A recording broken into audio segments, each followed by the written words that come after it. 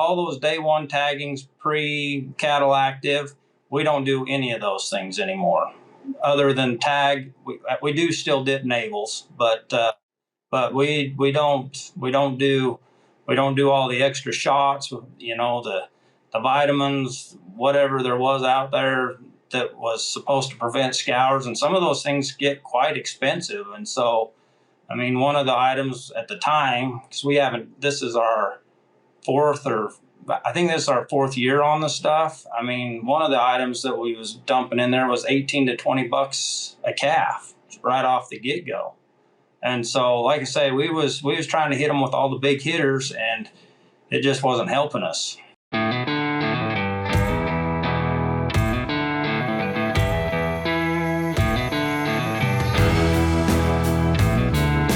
Welcome to the Beef Podcast Show, brought to you by Wisenetics. I'm Dr. AJ Tarpoff, and we are dedicated to bringing you the latest insight and discussions from the cattle industry. So sit back, get ready to expand your knowledge with today's episode. And today's episode, I'm really excited about. This will be a fun conversation to have.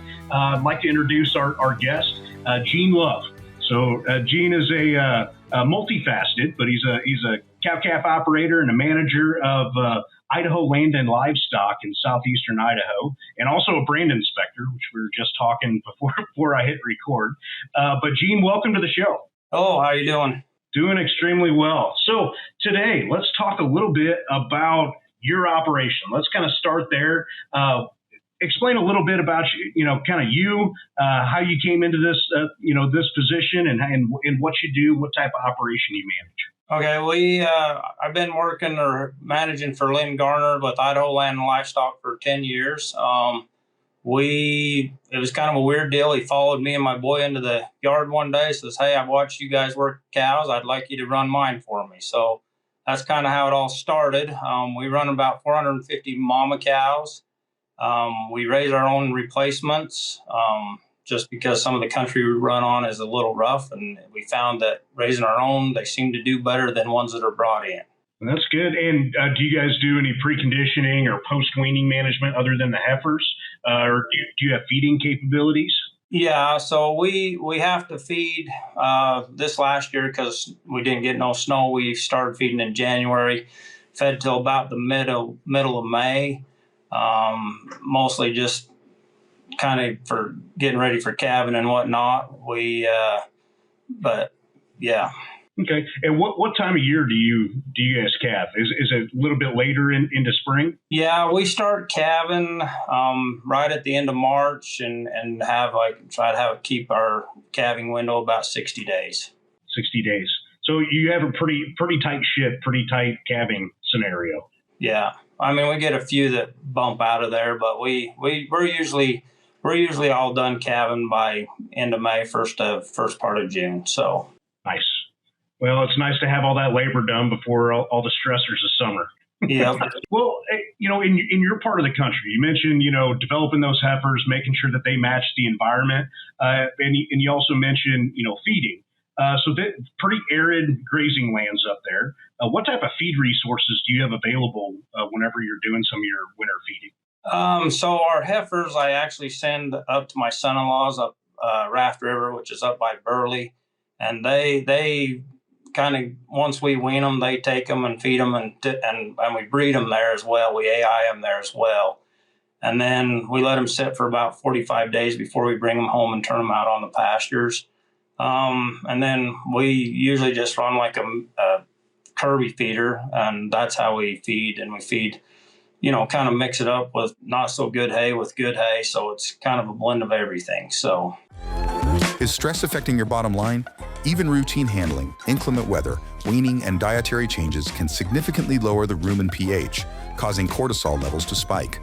Cortisol not only compromises the immune system, but also suppresses normal appetite and feed consumption. The solution? Cattle Active. Increase production and reduce the impacts of stress on your cattle for cents a day. Cattle Active restores the balance naturally. Want to learn more how a feeding program including Cattle Active can improve both profits and herd health? Visit us today at proearthanimalhealth.com. Be proactive with Cattle Active. Well, and today one of the topics we're going to talk about is Cattle Active.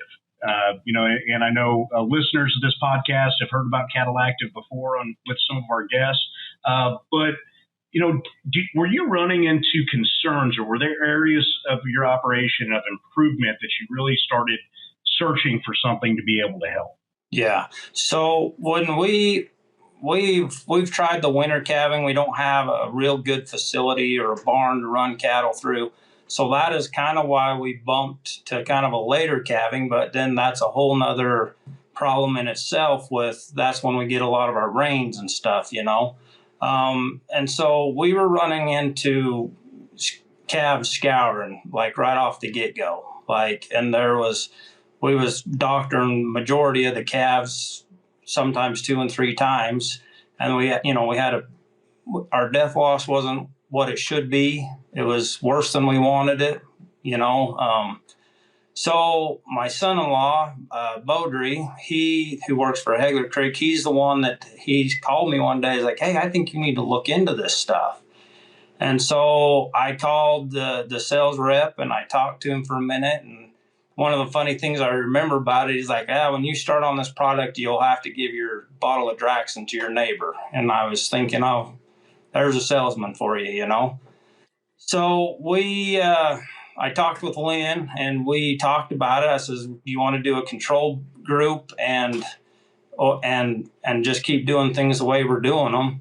And the way we were doing them, on day one at tagging, we was giving everything under the sun. We was like $30-$35 a calf on day one, just trying to prevent scours, doing all the things. So Lynn's very progressive, and he's like, "Nope, let's just go cold turkey and get on it." So we hadn't started calving at this point, and we started them on the Cattle Active lick tubs about, I know they recommend 90 days, but where we was just getting into it was about 60 days before calving. And then calves started coming out, and we would use the Cattle Active drench as well on them newborn calves when they were born. So that was part of our tagging process. We tag them and give them the drench. And we weren't doctoring nothing. They all but went out the window. So that's what really got us going on it. And we use it at tagging. We use it again at branding time. And then we also use it at weaning time. And then anywhere in there, if we do have to doctor, like anytime we put a calf in a stressor, we give it to them at that point as well. No, fair enough. Now, talk a little bit more about how you calf. Obviously, that time of year, you mentioned rain. What comes with rain is mud. But are you calving in a dry lot whenever you're feeding in that scenario? Do you have them out on range? We keep them out as spread out as we can. So we don't keep them in a lot per se. We keep our heifers separate from our cows. And we try to keep our older cows a little different than our middle of the herd cows. So we calve out as much as we can. We do have some sagebrush we calve in, which adds a whole new thing trying to find newborn calves, but it works good. They seem to stay healthier that way too. So now, when you were having the big, some of the big problems and some of the concerns with scours and numerous treatment, did you see that occurring in some of that sage ground, or was it really focused on more of the confinement or more kind of close quarters? It was kind of all over for us. The confinement ones, we was having problems. We was having problems that were out in the open. So it was kind of all over for us as far as it just it didn't matter what we did. We had a hard time keeping it under control. Now, obviously, stress, and we've already got a stressful scenario. We get the animals over the hump, and then you mentioned that, out at branding time. And I would assume right before grass turnout, 2 to 4 months of age, give or take, is when you're branding. Did you see issues prior to this?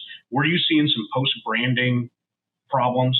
Were you having to doctor many animals with respiratory disease or anything after working them? Yeah, another really, I don't know, and we vaccinated for this as well, but it seemed like whenever you would put a calf in a stressor, that's when that C and D, where they get kind of bloaty and different things like that. We had quite a bit of that. And this is another, if you don't mind, I just got a little story. This is another one of those deals. We had a couple of calves that we give the C&D antitoxin to. I didn't think they were terribly bad.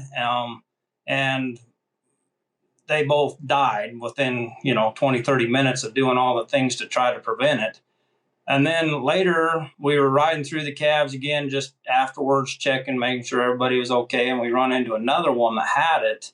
And at this time, all I had on hand was the cattle active drench, because I make these, my boy and the other kid that helps us, I make them pack that stuff with them so that if they doctor, they give it to them. Doesn't matter for what, because roping them is a stress on them. So we give this calf that and watched it about 15 minutes. It jumped up, took off, and was fine. Like never another issue with it. And in my eyes, it was way worse than the two that we had done the antitoxin and all that stuff trying to get those other two better. So, and just for folks listening in, Clostridium perfringens, C&D, that it's a bacterial overgrowth within the gastrointestinal tract, and those bacterial populations release those toxins, and it's sudden. And we talk about them. We talk about that pathogen as it can cause scours and things like that, but really it's acute death. By the time you find them, it's tough to even find them, still alive. Usually it's just the vigorous eaters that are growing really well. There's a disruption. It messes with their feed intake times. We get the overgrowth, and bam, just like that, it happens. So hearing you describe, hey, there was a disruption. We had to work and we did something, and all of a sudden, boom, we had a couple cases. That falls right in line with kind of the pathophysiology of that disease. So no, I agree 100% that it's staying on top of that and keeping things as even as possible really goes a long way. Yeah. Now, were you seeing any other, just with many times in a lot of operations where we see some of the GI issues where it translates into more of respiratory issues as they get a little bit older? Were you seeing many of those concerns? Yeah, we did. Especially in the summer, we get a lot of respiratory issues because they got to travel a little water. So they get like that dust pneumonia and different things. One of the guys that was riding one of our deals, he was quite shocked about how few calves he was having to doctor. Once they go out, they're just basically getting salt. But we had prepared these calves all the way up to the point of turnout that the doctoring decreased quite a bit, respiratory, and those kind of things. So it did help us a lot that way. I guess at the end of the day, it all boils down to the gut. And like I say, I don't know the how, the why, but the way I understand it is it balances that pH in the gut. And, and they say that the stomach, it's 5 degrees warmer than the rectal temperature. And so if we can keep the gut cooler by keeping that pH balanced, then it makes it so they can absorb the nutrients and keep moving like they ought to be moving. Well, it's homeostasis and keeping things balanced is always the goal of any game, right? Right. Between the scour issues and dealing with some of those problems and trying to overcome some of these issues, did you go down different paths, or was this kind of the first thing that you reached for? Have you changed any other management associated with kind of just basic management? Have you changed anything? Well, like I said earlier, we had tried at tagging time. We had tried. We brand, we vaccinate, we precondition before we sell. We do all those things. So this was, I just wasn't happy with, we were trying the biomass in the tubs and different things like that, just trying to improve. If they said it would work, we'd try it or add it to the protocol we already had, and so when Lynn decided, like, let's just do this cold turkey and we'll go after it and see if it works. And then to get the result we got the first time out, we haven't really changed much anything. We still keep our vaccination programs for our cows and calves, but as far as adding any other supplement to this, this is pretty much what we do. Now, you mentioned day one, like right at birth, right at tagging, you were kind of throwing the whole bus at them, right? $30-something, some processing fees. Have you been able to back off some of those things and kind of let Mother Nature take care of a little bit more of that? All those day one taggings, pre-cattle active, we don't do any of those things anymore. Other than tag, we do still dip navels, but we don't do all the extra shots, the vitamins, whatever there was out there that was supposed to prevent scours, and some of those things get quite expensive. And so, I mean, one of the items at the time, because this is our this is our fourth year on the stuff. I mean, one of the items that we was dumping in there was $18 to $20 a calf right off the get go. And so, like I say, we was trying to hit them with all the big hitters, and it just wasn't helping us. Wow. I mean, we think about it, even at commercial feed yards, our initial processing with implants and metaphylaxis and all the vaccines. I mean, we're still right in that cost or under. $18, $20. I mean, that's pretty costly. Well, for producers listening in, other cow-calf producers, would you mind sharing kind of where, now that you've changed some of those programs, when you do vaccinate, I would assume you start implementing some of those things at branding and then pre-weaning with your preconditioning program. Can you talk a little bit about that? As far as like what we do, or just, so we do like a Vista once, like a respiratory deal at branding, preconditioning. And then we also do like a Calvary 9 is what we use. And then we do an injectable ivermectin on the calves. We don't do the pour on too much with them. And then the cattle active. That's our deal. Now that's at branding. Do you do that again pre-weaning or at weaning, or kind of what's your time? We do it all again at pre-weaning. About 3 weeks prior to, or what's your time? Yeah, we shoot about 30 days before we wean. Awesome. And then what your post-weaning management? Do you keep and manage those critters post-weaning, or I know you do with some of your heifers, but kind of what post-weaning, what are your guys' management? So we sell our calves directly off the cow. So gotcha. So some of these guys, they like the precondition program, but the guys we sell, they like to do their own thing once they get them. The heifers, we do when we get them sent to that feedlot, then we give them another dose of cattle active just going on the truck, coming off the truck, just to kind of mellow things out, and then I think we do run through and give a shot of Draxxin when they come off the truck, and that helps too as far as respiratory and stuff. I mean, last year the last 2 years we didn't lose a calf in the feedlot. Now, any other benefits? Obviously we talked about less costs up front. You've changed your processing protocols. You've been able to reduce some of your morbidity through this process. Talked about selling right off the cow on steers and things like that. But have you been able to document and show any other changes, whether that's weaning weights, things like that? Yeah. So the one thing that I've noticed too is these calves, because the cows are on it, like I say, the first year we were 60 days before calving. Then we've been pushed to, we get them on it 90 days and sometimes sooner, because, if it starts drying out and the grass gets pretty dry and icky, we keep them protein cattle active tubs out just to help through the summer. So like last year, I think we started feeding tubs in August again. We do keep them on the tubs up through breed up, and our breed up has gotten drastically better from what it was too. Our young stock are breeding up good, and we got quite a few old cows, and they're breeding up and staying in the window. But yeah, so there's that. Our wean weights have gone up. They've gone up a lot since I first started helping here. I think last year we'd increased 175 pounds from what we were 10 years ago.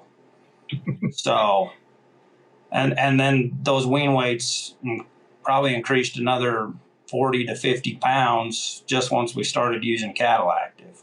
Well, it take a lot of stress out of the system, and obviously over time you improve genetics, you improve a lot of those things. You're developing the females the way that you need to. Looking at it as a whole system, but it all goes back to management and making good decisions. And wow, I mean, tell you what, that's a big change in a decade. Yeah, Lynn's happy. I'm happy.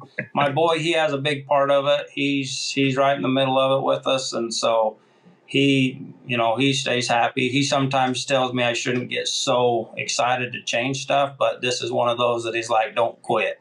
So. Well, it's good to talk with people that that have an open mind to try something a little bit different. They've acknowledged that they want to do better, right? Yep. We always want to have that continuous improvement. Are there any other kind of management things that you picked up over the years that have just really helped any operation, yourself, your cattle, your operations cattle? Are there any other little management tips that you'd like folks to know about that have helped you along the way? Well, I think one of the biggest things, or somebody once told me that ranch time can always be family time, but family time shouldn't always be ranch time. So I try to, the people that help us, they got to have a break once in a while. I mean, they all know during calving time, branding, getting turned out, it's all in, but the rest of the time of the year, we can take turns taking a little time and just giving them some free time to do their thing, So I think that helps, because then that lowers your turnover rate as far as I think it costs you money when you have to start training people all the time. Long-term building culture goes a long way in retention. I mean, whenever you hire a new employee, we always joke about that a new employee works for a negative profitability for the first year, because all they're doing is learning. Yep. And I don't think it matters what business you're in. That holds pretty true. But if you can keep people around and you can create that good culture, that goes a long way.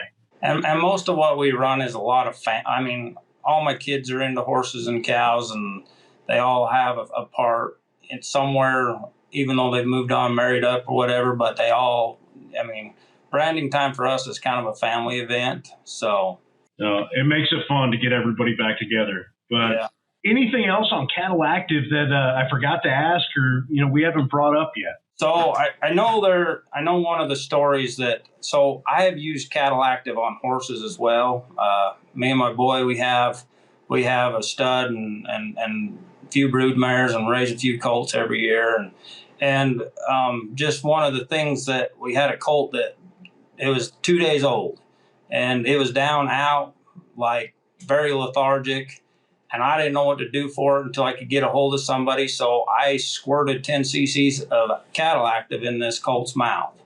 Like I said, it wasn't a big deal. But then when I got talking to another guy, he says, well, why don't you do this? So we went out there to do that. And all of a sudden the colt had a lot of life and wanted to kick me and my boy and put us in the dirt. So just to see, because that colt was really scoured up, and I think just putting that 10 cc's in his mouth, and like an hour later, he was up and going. So, and I think otherwise we might have lost it. So, and I've used it on colic horses. I've watched colic horses that you do all the things, Banamine, all the things with it, and walking it around. And we had one that was like, don't know, it's not working. We give it some Cattle Active, and within 15 minutes the bugger wanted to wander off and eat. So I've seen it do some pretty crazy stuff. Like I said, I don't know the how, the why, but I know it's working for us, and both horses and cattle. So well, that's the first I've heard of anybody using it on horses. But hey, when you're out in the middle of nowhere and you need to do something, I see where you come from to give it a try, and you've had positive results. Yep. So. Well, good. Well, before I move on to get kind of our 3 questions at the end of all beef podcast shows, is there anything else you want to add before we kind of wrap some things up? Well, as far as the cattle active goes, it's been a really good thing for us. It's helped with breeding. It's helped with, just the vigor of the calf when it's born, having in the cow system before the calf's born. But I just, keep riding. And just to correct me if I'm wrong, you utilize tubs for kind of an ease of administration with the cows, and then you're mostly focusing on drenches whenever you're handling those calves, both tagging, branding, pre-weaning. Anytime we put any stress on them, we use it. So if we got a doctor, a pink eye, whatever, we give it to them then too. So it transports pretty well in a saddlebag. Yep, it does. It does. It's time for our famous three. Most teams don't have a strategy problem. They have a systems problem. Tasks scattered across tools, goals buried in spreadsheets, and metrics no one actually checks. Zentrix OS fixes that. It's a true business operating system that brings tasks, goals, and performance metrics into one connected workspace. So your team always knows what to do, why it matters, and how they're tracking. No more juggling apps. No more missed accountability. Just a clear, organized way to run your business the way it was meant to be run. If you're ready to stop managing chaos and start managing with clarity, Zentrix OS is built for you. Visit zentrixos.com and take control of how your team operates. Well, to wrap up the show, Gene, this has been a great conversation. It's been a pleasure to talk with you, but I can't let you go yet. Kind of the tried and true at the Beef Podcast Show, we do like to ask all of our guests 3 questions at the end. So I guess we'll jump right in. Question number 1, what is your go-to resource in the cattle industry to try to find information? So I think one of the biggest things for me is being a brand inspector, I talk to a lot of people, so I can throw a lot of problems out there and get different feedback on it. I think that's probably one of my biggest go-tos is just talking to other people that are in the trenches and see, hey, what are you guys doing? How can I make myself better? There is a magazine, it's called Progressive Cattleman. I do like to read that. And I listen to podcasts and just all sorts of things because I feel like you should learn something new every day. So, well, if you're not learning, you're not continually doing better, you're falling behind. Right. Right. Well, question number 2, what are you diving into outside of the cattle industry? Outside of work, what are you reading or listening to that really gets you going outside the cattle industry? I mean, we do, like I say, we do have the studs, so I like to read the Quarter Horse Journal quite a bit, and just anything that pertains to that or hunting. We enjoy hunting around here too, so anything that pertains to that. Not much of a story reader. I like to read stuff I can learn something from. No, fair enough. I read quite a bit on those hunting magazines and stuff too, so you're not alone. Right. So I guess number 3, this one I mix up with whomever I'm talking to, but you interact with a lot of people within the cattle industry, the livestock industry as a whole.